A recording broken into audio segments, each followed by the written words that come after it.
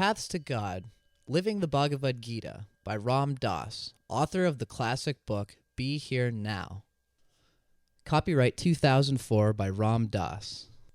Personally abridged by Dustin Cormier. Chapter 8, Devotion in the Guru, page 159 of the text. The Gita is rooted in devotion. Although it's mostly concerned with service to God and to higher wisdom, all of that is set within a framework of devotion. The vision that Krishna bestows on Arjuna, the vision of the cosmic form of the universe in chapter 9, is the vision that comes when the third eye opens and we see without looking. It is incredible grace to be given that vision, and the awesome and awful nature of the vision was bestowed on Arjuna, Krishna tells him, only because of his devotion, only because of his love. Jnana isn't enough. Love makes the process easier and better. Jnana can be a trap. We can get hooked on our need to know. All methods are traps. We just have to choose our traps wisely and hope they self-destruct after they've served their purpose. Krishna says in the Gita, it is very difficult to go the route of merely identifying with the unmanifest.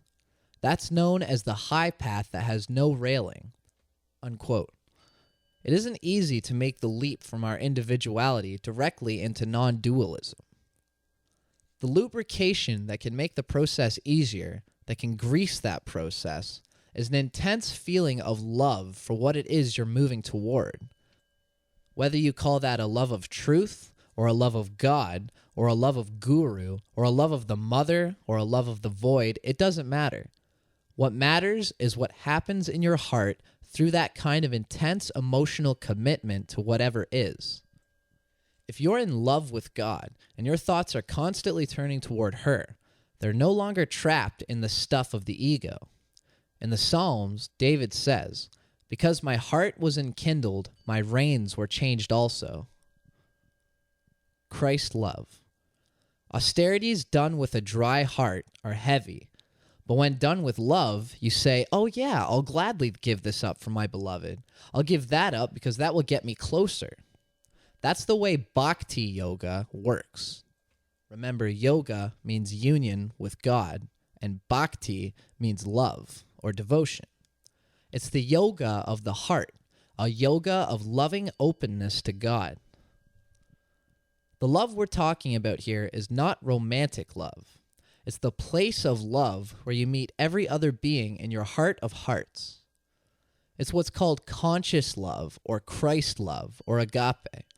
It's the kind of love that, like the sun, shines on everything, whether it's lovable or not. It just loves everything regardless. Devotion allows us to embrace suffering. When we've got our troubles, our sorrows, our difficulties, which every one of us has, it's difficult for us to hear that all of that is a measure of grace that's being given to us.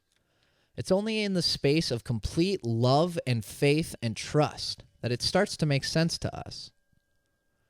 Maharaji said, I love suffering. It brings me closer to God. You get jnana, wisdom, from suffering. Devotion is what brings us to the place where we can embrace suffering in that way because our love is so strong. The elephant being scared out of its dream by a dream lion is a metaphor for the guru. The essence of a relationship with a guru is love. The guru is a being who awakens incredible love in us and then uses our love to awaken us out of the illusion of duality. The relationship between the guru and the chela was beautifully described by Ramana Maharshi. It's like an elephant waking up upon seeing a lion in a dream. The elephant is asleep, and in its dream, a lion appears, which jolts the elephant awake. Ramana Maharshi goes on, just as the appearance of the dream lion is enough to wake the elephant, so also is the glance of grace from the master enough to waken the devotee from the sleep of ignorance to the knowledge of the real. The guru's perspective. If the guru is the finished product, what might it look like from inside the guru when he or she is sitting with the devotee? I've heard it said, though the master and the disciple appear as two people, the master alone enjoys himself under the guise of the two. It's like a flower turned into a nose to smell its own fragrance. The guru, of course, is omnipresent, omniscient, and all-encompassing. The guru knows what to do and when it's necessary.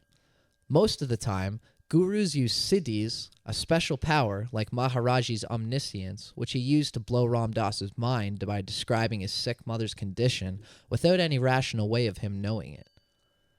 Most of the time, gurus use siddhis to break a person loose at the point where he or she is ripe for a certain change to happen. Ramakrishna said, dislodging a green nut from its shell is almost impossible, but let it dry and the slightest tap will do it. Bhakti Practice Summary.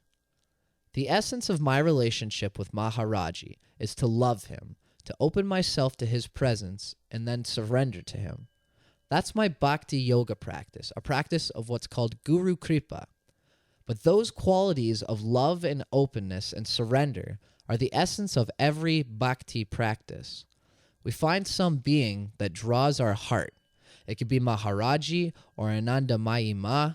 It could be Christ or it could be Krishna, Allah, or God. You pick the name. Then we invite that being in. We install that being in our hearts, and we offer ourselves to it. We sing to it, we chant to it, we pray to it, we bring it flowers, we love, and we open, and we open. And then we watch as slowly but surely, we love our way into becoming it. Chapter 9. Social Aspects of Sadhana. Don't focus on personality. To focus on personality means to focus on individual differences. I'm me because I'm like this and not like that. Now, if our attention to our individual differences were simply neutral, if we were just noticing them and appreciating all the myriad ways God can manifest, everything would be fine. But instead of that quality of appreciation, our discrimination, more often than not, has an edge of judging connected with it. And that leads to a lot of tisk-tisking about other people and a lot of neurotic self-concern about ourselves. See people making us angry as an opportunity to accept the psychedelic flow of change and of flux. When somebody makes me mad, as I am doing my fierce thing, as the adrenaline is starting to pump and I'm getting into my roar, suddenly the cosmic humor of the situation starts to sneak in. I hear Maharaji saying, got you again. Because we only get angry when someone disconfirms our expectations, when they upset our models of the way things ought to be. And since our strategy in this game is to ferret out exactly those places in ourselves where we are clinging to models of this or that, what more could we ask for than people to come along and wake us up yet again? 4 channels or layers of identity. First channel, physical, somatic identity. Second channel, emotional identity. Third channel, astral identity. Fourth channel, soul identity. On the fourth channel, what we're seeing when we look at another person is another soul looking back at us. We look in another's eyes and we see another being just like us. Are you in there? I'm in here. Far out. We can still see the packaging that includes the body, the personality, the astrological sign, all those individual differences. There's still somebody separate from me in there, but the individual differences now are more like veils, like packaging for the real product. Every moment is a fresh moment. What if, when I met another person, instead of being preoccupied with our individual differences or with who I remember her as being last time, I go beyond all that. I see the soul. I see that other being who is just like me. Then every moment is a fresh moment. And then it's a whole new ball game every time we meet. Now it gets interesting. Who are you this time? Essential human empathy. When operating from channel 3 and up, we automatically start to change the way we deal with one another. there starts to be a certain even-handedness in the way we treat other people. We treat everyone with appreciation for the fact that we are all beings who are in incarnations and that we are all God at play as the many. The satsang and the cosmic joke. When we're just beginning to remember that we have identities on those other planes, it's helpful to be around other people who are engaged in the same game we are. We call those people members of our satsang, or our sangha, or our fellowship, and they're so important in the journey that Buddhism makes them one of the 3 jewels. I take refuge in the Buddha, I take refuge in the Dharma, I take refuge in the Sangha. Satsang is important because it keeps us from getting so lost on channels 1 and 2. When you're with satsang, you may go grrr, and the other person may go grrr, but at the same moment, you're both thinking, far out, look at this one. Everybody is on the trip together, and we are all really here to help each other wake up. We may still get caught in incredible melodramas, but at the same time, we know that behind them lies the cosmic joke. Maya, yourself dancing with yourself. When you're looking at a somebody else, you are really looking at nothing but yourself. All form, all separateness is just passing show. All emotion, all relationship is just illusion. Bodies, personalities, astrological signs, souls, it's all just yourself dancing with yourself by making believe that you are separate. Chapter 10, Dying, page 204 of the text. The Gita tells us, as the dweller in the body experiences in the body childhood, youth, and old age, so passes he onto another body.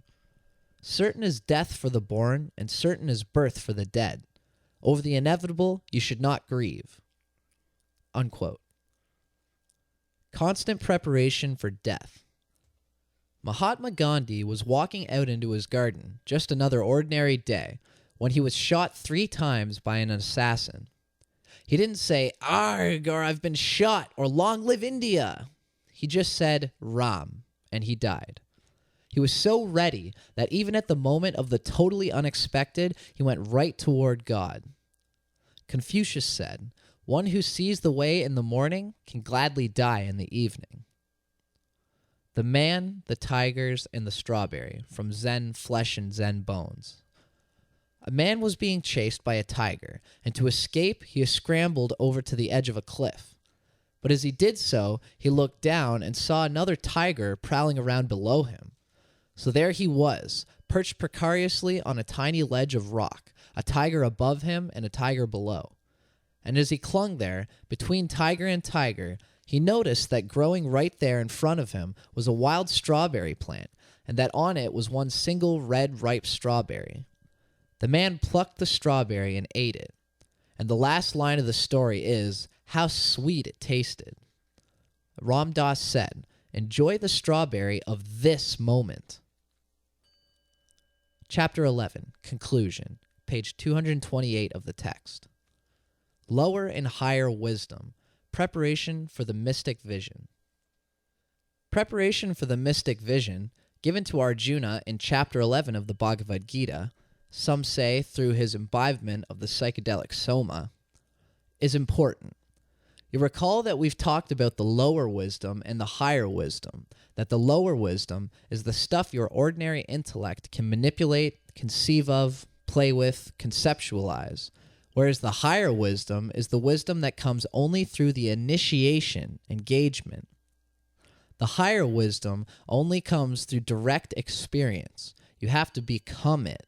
And the Gita runs us through that whole process. The Gita presents the lower wisdom in the first few chapters, then follows with the purifications that are the groundwork for us to open to the higher wisdom, so that through the higher wisdom we can arrive at the possibility of having certain kinds of experiences which come with it, namely, the experiences that come to Arjuna in chapter 11. Psychedelics and the launching pad for higher wisdom, and the inverted sequence of the 60s.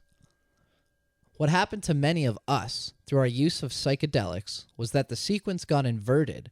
We had the chapter 11 experience, the mystic vision, before we'd read chapters 1 through 10. We were left with a mind-blowing vision without any structural understanding of it or any degree of purifying that would allow us to receive it. But, though sometimes in a fierce way, those visions ultimately did force us to get back and seek the purification, seek the higher wisdom, so that the launching pad for our mystical visions would start to be different. Now that we have used the psychedelics and blown ourselves out of our totally externalizing, worldly, philosophical, materialist mindset, we are ready to hear what we need to hear in order to get on with it, so we can become the statement of the higher wisdom, a liberated being. Synopsis of the Gita as a manual for karma yoga. I see the Gita as basically a karma yoga manual, a guidebook for bringing spirit into action. The Gita is a path of yoga that's designed for a life of action rather than one of contemplation, and it tells us how to carry on our spiritual quest right in the midst of our lives in the world.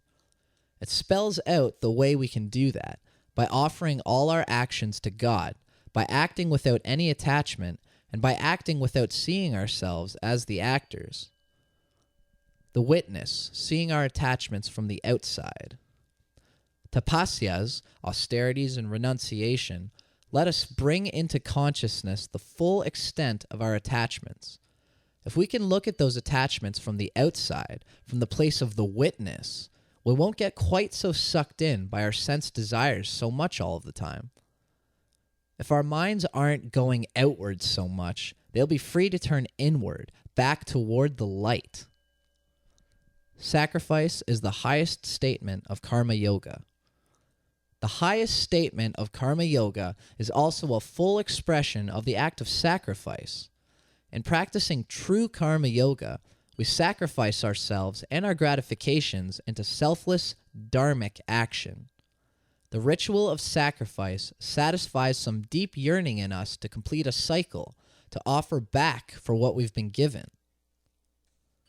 Bhakti and karma yoga are woven together. In chapter 12, Krishna says that bhakti is the highest form of yoga. He tells Arjuna, "Those who set their hearts on me and ever in love worship me, these I hold as the best yogis." Bhakti yoga and karma yoga are woven together. Krishna tells Arjuna that those who serve him with love will be guided by him from within their hearts. It's the goal of the karma yogi to act out of pure dharma, that is, to have every action guided by God's will. And here, Krishna is telling us that the way that that's accomplished is simply by adding love to the equation. Equal spiritual development in body, heart, and mind. Papa Ram Dass said that since all human beings have bodies, hearts, and intellects, they need to use all three in their spiritual development. Otherwise, he said, it's like exercising one part of the body and ignoring all the rest.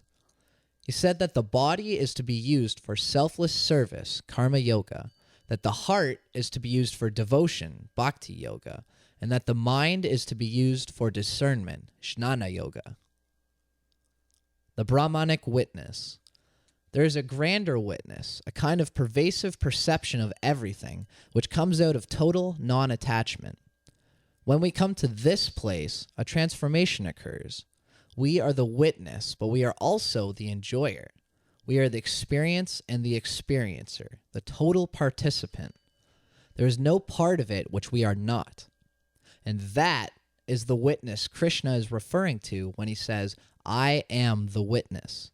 I am the knower of the fields." That's not an ego witness. That's not a jnana yogic exercise. That's Brahman. The practice has transcended itself. It has taken us to the place where we witness it all because we are it all, because we have merged. It is the oneness out of which the higher wisdom is born. It is the beyond the beyond.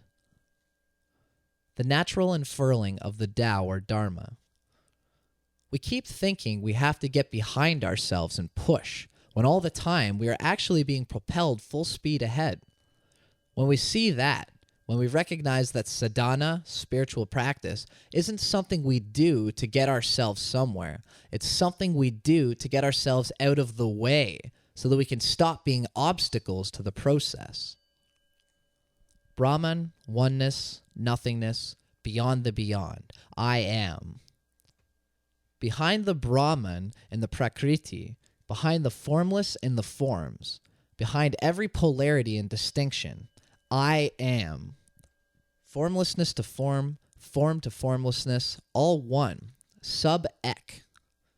And in recognizing that dance of the formless and the forms, we recognize the sacredness of everything. So we begin to acknowledge that recognition, and we begin to respect that sacredness by reinvesting our lives with spirit, by offering ourselves and our incarnations into the fire as our sacrifice to God. And it all gets lighter and lighter. It all starts to become more and more transparent. We are still doing our dance, but our egos are less and less intrusive all the time. We're dancing more lightly. We are learning we can walk without touching the ground.